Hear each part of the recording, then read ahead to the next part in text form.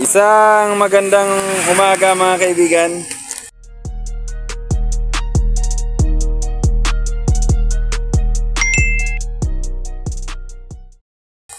Magandang umaga sa atin pero sa may-ari ng motor ay problema. Dahil hindi daw makatakbo ng maganda. Sa RPM niya hindi nga makatakbo ng 50. At nakita ko mga kaibigan kung ano naging dahilan. Andito oh. Pagmasdan niyo ito mga kaibigan oh. Kung papansinin mo, yung kanyang stand ayo basang-basa sa basa-basa ng langis mga kaibigan. Ayan oh. Basa-basa halos pumapatak sa lupa yung ano niya. Tingnan niyo, ayan oh. Pumapatak sa lupa. Kaya sa ganyang sitwasyon mga kaibigan, ano kaya naging problema? Ito pala mga kaibigan na naging dahilan sa motor na ito. Sabi ng may-ari, dahil mayroon daw siyang pupuntahan na napakalayo, dinagdagan niya ng 1 litro pa na oil. Sa halip na mag-change oil siya, hindi na, kundi linagyan niya na, dinagdagan niya. Kaya yung makina talaga, ang makina mayroong breather. Once na sumubra ka sa 1 litro, ilalabas niya yung oil na sobra. Kaya nga nagkaroon ng problema kasi yung breather niya, yung sa air cleaner, nakapasok yung oil na sumubra doon sa ano. Kaya ayan o, linilinis ang ating air cleaner. Ayan. Nakaw mo ng pom? Okay.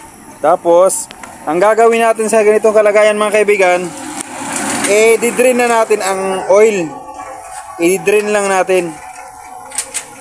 I-drain natin.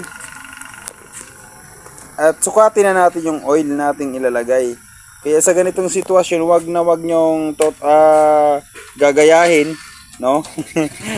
Kasi magkakaproblema talaga. Hindi magkakaroon ng pwersa na maganda. Ayan o, kung makapansin nyo mga kaibigan, no? Nakapuno na tayo ng 1 litro. Ayan o. O, puno na yan ha. Tapos ayun pa o. Umagos pa ng malakas.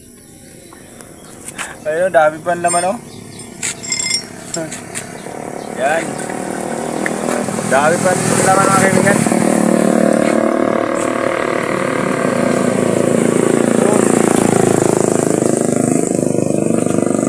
Yun na naging sanhi mga kaibigan.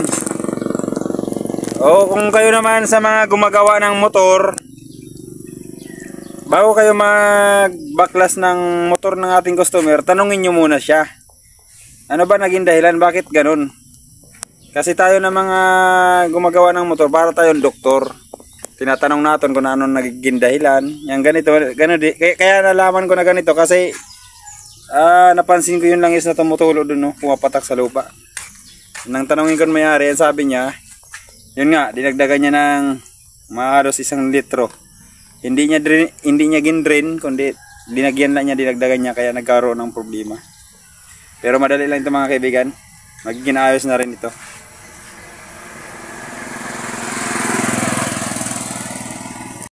Okay mga kaibigan, start na natin.